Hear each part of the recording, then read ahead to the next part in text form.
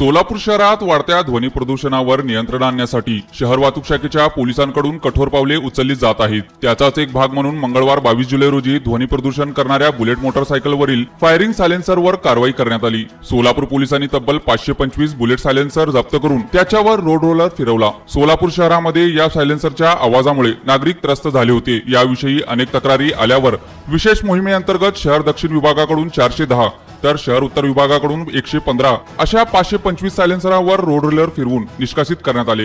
ही कारवाई पोलीस आयुक्त एम राजकुमार, पोलीस उपायुक्त गौहर हसन, सहाय्यक पोलीस आयुक्त सुधीर खिरडकर यांच्या मार्गदर्शनाखाली दक्षिण वाहतूक शाखेचे पोलीस निरीक्षक रवींद्रनाथ भंडारे व सुरत साठे यांच्या पथकाने पार पाडली।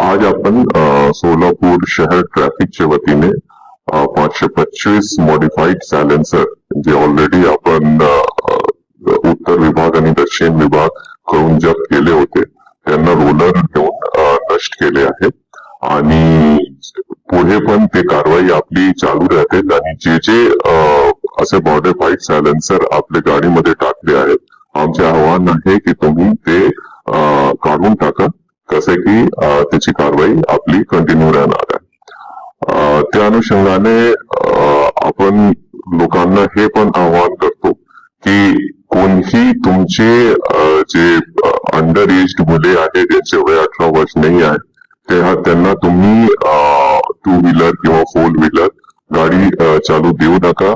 त्यांच्यासाठी धोकादायक आहे आणि त्याच्यावर पण आपण नाकाबंदी आहे, पेट्रोलिंग आहे, त्या अनुषंगाने कडक कारवाई करता। सगळं सोलापूरकर वरून आमची हे विनंती राहतील की तुम्ही याच्यावर लक्ष ठेवा आणि पोलिसांच्या पण सहकार्य करा।